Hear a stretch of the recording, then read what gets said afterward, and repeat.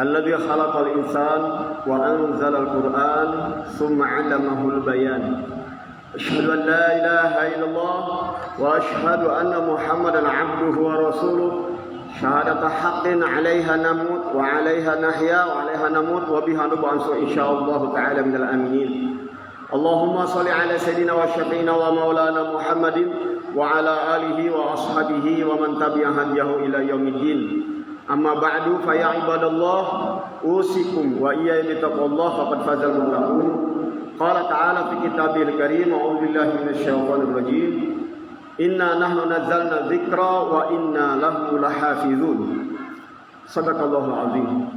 Sidang Jumat yang dimuliakan Allah Subhanahu wa taala, kaum muslimin yang berbahagia, mari kita bersyukur kepada Allah atas nikmat yang sangat besar yang Allah berikan kepada kita, terutama nikmat kita diberikan hidayah dan sumber hidayah juga diberikan kepada kita, diturunkan Allah Subhanahu wa taala dari langit lewat malaikat Jibril kepada Nabi Muhammad sallallahu alaihi wasallam dan disebarkan pada kita semua, yaitu Al-Qur'anul Karim.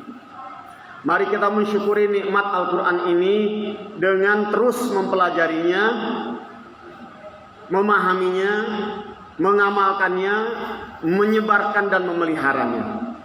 Baik itu bacaannya maupun ajaran-ajaran yang terkandung di dalamnya. La in syakartum la azidannakum.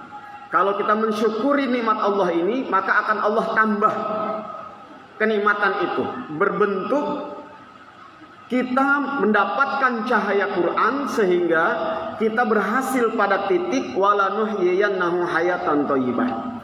Kita akan mendapatkan kehidupan yang thayyibah, kehidupan yang baik di dunia ini maupun di akhirat kelak. Saudaraku kaum muslimin rahimakumullah. Mari juga kita salawat dan terus bersalam kepada Nabi kita Muhammad SAW, para sahabat, para tabi'in dan seluruh ulama yang telah menebarkan Al-Quran pada kita. Karena dengan warisan Al-Quran dari mereka lah kita bisa hidup seperti ini. Bahkan Indonesia bisa merdeka juga karena warisan Al-Quran. 350 tahun kita dijajah Belanda. Berkat para kiai-kiai ulama-ulama besar, pendiri NU, pendiri Muhammadiyah dan organisasi-organisasi lainnya yang kita tahu ulama-ulama besar, mereka menggerakkan umat Islam untuk mengusir penjajah Belanda. Kaum muslimin rahimakumullah, dan itu semua adalah karena masyarakat yang dibimbing oleh para ulama itu berhasil dicerahkan dengan cahaya Al-Quran. Kaum muslimin rahimakumullah, ini patut kita syukuri. Termasuk warisan dari para pendiri negara ini, para ulama khususnya di BPUPKI yang telah mencetuskan Pancasila, yang hakikatnya 5 sila dari Pancasila yang menjadi falsafah hidup berbangsa dan bernegara adalah saripati dari Al-Quran dengan bahasa Indonesia yang mudah dimengerti, mudah dipahami dan bisa dilaksanakan kecuali oleh orang-orang yang tidak mengerti dan tidak mau mengerti. Bila kita mensyukuri nikmat Pancasila dalam kehidupan berbangsa dan bernegara, insya Allah Indonesia akan menjadi negara yang maju dan adil sejahtera buat masyarakatnya. Namun apabila kita kufur terhadap nikmat Al-Quran dalam kehidupan umat Islam dan nikmat Pancasila dalam kehidupan berbangsa dan bernegara, artinya Al-Quran dan Pancasila itu dikhianati oleh umat Islam dan oleh bangsa Indonesia, maka mudah bagi Allah untuk menghancurkan dan mencabut nikmatnya. Wala in kafartum inna adzabi lasyadid. Kalau kalian kufur maka siksaku akan sangat pedih. Kaum muslimin rahimakumullah, hari ini ada upaya-upaya untuk memupus jejak Al-Quran. Bahkan dengan alasan ingin menumpas radikalis, ingin melakukan deradikalisasi, beberapa ayat Quran disimpangkan artinya. Bahkan lebih dari itu, dari Amerika sana juga telah terdengar kabar membuat Quran Trinitas. Ada juga ilmuwan dari Hindu yang mengusulkan beberapa ayat Quran dicabut dan dihapus dari Quran, karena menurutnya ayat-ayat itu sumber radikalisme, sumber ajaran terorisme. Jamaah yang dimuliakan Allah Subhanahu wa taala, semua tindakan-tindakan mereka akan gagal, akan menemui kegagalannya. Kenapa? Karena Al-Quran telah dijamin oleh Allah Subhanahu wa ta'ala dalam firman-Nya, inna nahnu nazzalna dzikra wa inna lahu lahafizun. Aku yang menurunkan Al-Quran itu dan aku juga yang menjaganya. Kaum muslimin rahimakumullah. Bahkan Allah Subhanahu wa ta'ala memberikan peringatan bukan hanya untuk manusia yang kafir yang ingin merubah Quran. Andaikan Muhammad mau merubah Al-Quran, walau taqawwalna alaina ba'dal aqawil la akhadnahum bil yamin summa laqata'na minhul watin. Ini janji Allah. Seandainya Muhammad itu merubah-rubah isi Quran, mungkin isi Qurannya kurang sesuai dengan pikirannya, kurang sesuai dengan seleranya, lalu oleh Nabi Muhammad diubah-ubah. Kata Allah, aku yang akan menghancurkan dan motong-motong Muhammad itu. Apalagi yang mau mengubahnya orang non-muslim.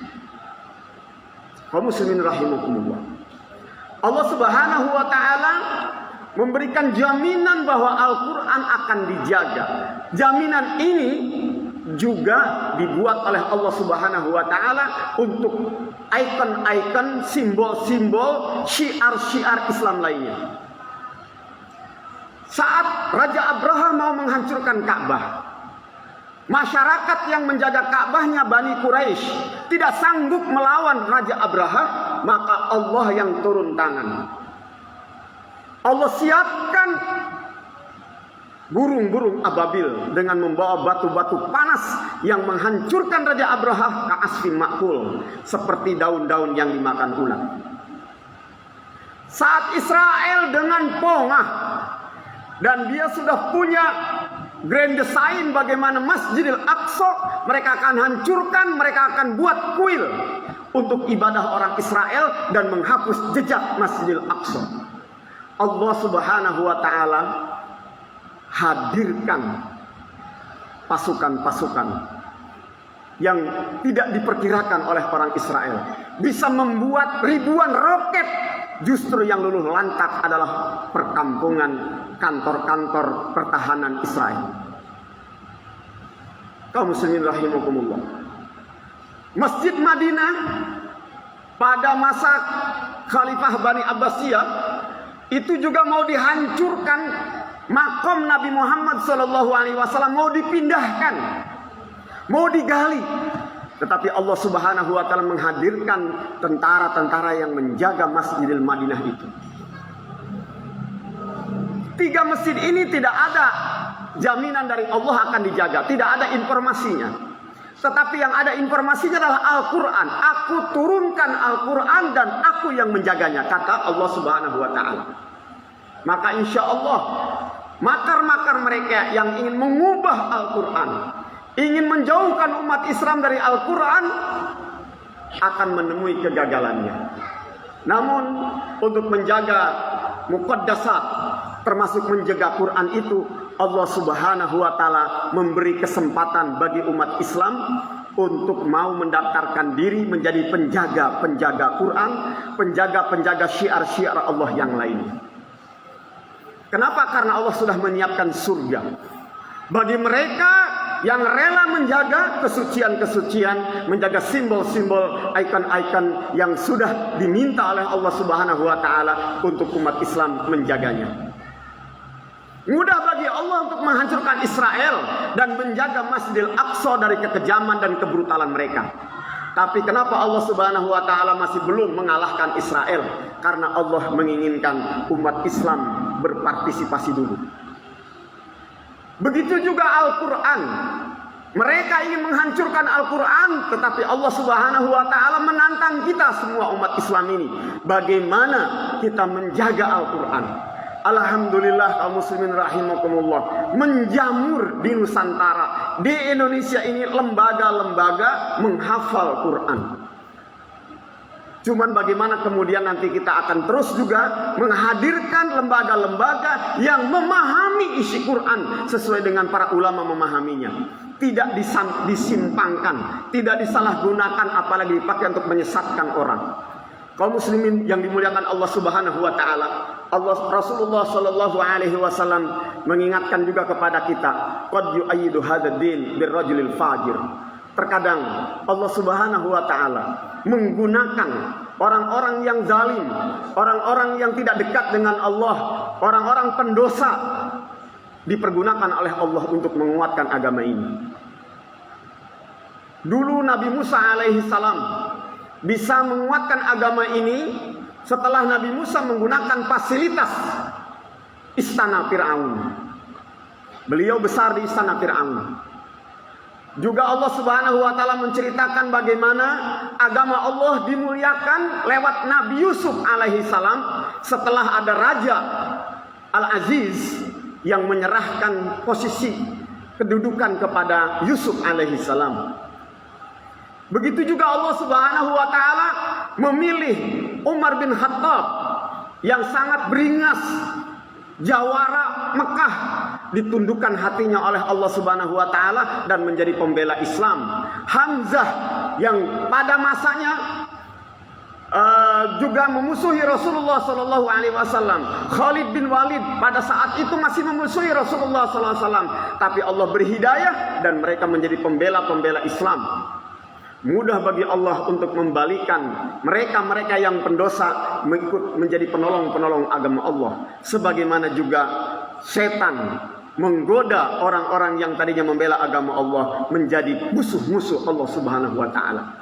Mudah-mudahan kita semua bisa dipilih oleh Allah untuk menjadi pembela-pembela agamanya, yang mencintai Quran, yang ingin membela Ka'bah, membela Masjidil Aqsa, membela Masjid Madinah, membela Islam agar tegak di seluruh bumi Nusantara. Jangan sampai kita-kita yang sudah sering ke masjid kemudian terbawa setan menjadi pendosa-pendosa, menjadi pembenci-pembenci agama, bahkan menjadi penghancur-penghancur Islam. Semoga Allah Subhanahu wa Ta'ala membimbing kita semua dan meneguhkan kita dengan doa ya muqallibal qulub, tsabbit qulubana ala dinika wa ala ta'atik. Aqulu qouli hadza wa astaghfirullah li wa lakum fastaghfiruh innahu huwal ghafurur rahim.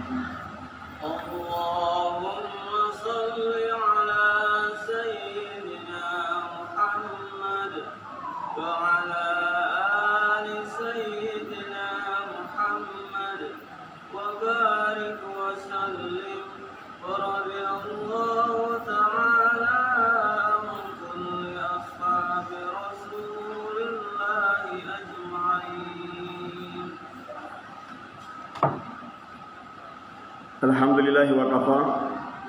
Asyhadu an la ilaha illallah wa asyhadu anna Muhammadan abduhu wa rasuluhu habibul mustafa. Allahumma shalli ala sayyidina Muhammadin wa ala alihi wa sahbihi min ahli sidqi wal wafa. Wa ba'du, hadirin rahimakumullah.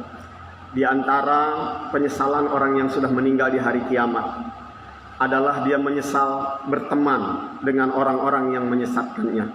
Laitani lam attakhid fulanan khalila laqad adallani anil dzikri ba'da id hadani. Duhai seandainya saya tidak berteman dengan si fulan. Kenapa? Karena si fulan itu telah menyesatkan saya, padahal saya telah mendapatkan hidayah dari Allah Subhanahu wa Ta'ala. Ini pesan penting buat kita semua. Dengan siapa kita berteman, dengan siapa kita berkomplot, kepada siapa kita memberikan loyalitas, kepada siapa kita memberikan cinta, dengan siapa kita sering bertemu dan sering ngobrol, akan ada efeknya sampai akhirat kelak. Boleh jadi kawan bisnis kita membuat kita lupa sholat. Boleh jadi kawan kita dalam berorganisasi membuat kita jadi ikut benci terhadap Islam. Boleh jadi orang-orang yang membersamai kita justru sedang berusaha membuat kita jauh dari agama. Mari kita waspadai dengan siapa kita berteman, dengan siapa kita bergaul. akan menentukan arah kehidupan kita di dunia ini maupun di akhirat kelak. Semoga Allah Subhanahu wa taala mempertemankan kita dengan orang-orang baik, mempertemankan kita dengan orang-orang yang akan mendapatkan surga Allah, sehingga kita terwarnai dengan kebaikan-kebaikan dalam kehidupan kita. Allahumma amin ya mujibas sa'ilin. Allahumma ya rabbana lakal hamdu kama yanbaghi li jalali wajhika wa 'azimi sultanik. Allahumma rabbana zalamna anfusana wa illam taghfir lana wa tarhamna lanakunanna minal khasirin. Rabbana la tuzigh qulubana ba'da idh hadaitana wa hab lana min ladunka rahmah innaka antal wahhab. Rabbana hab lana min azwajina wa dhurriyyatina qurrata a'yun waj'alna lil muttaqina imama. Allahumma arinal haqqa haqqan warzuqna ittiba'ah wa arinal batila batila warzuqna ijtinabah.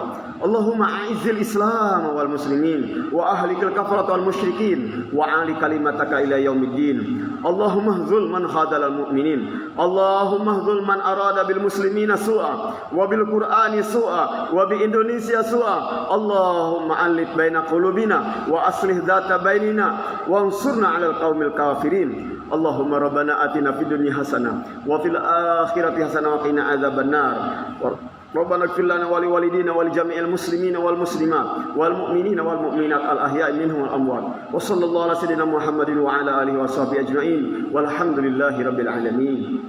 Ibadallah, innallaha ya'murukum bil 'adli wa ihsan wa ita'i dzil qurba wa yanha 'anil fahsya'i wal munkari wal baghi ya'idzukum la'allakum tadhakkarun. Fadhkurullaha yadhkurkum washkuruhu 'ala ni'amihi yazidkum wa la dzikrullahi akbar. Aqimus shalah.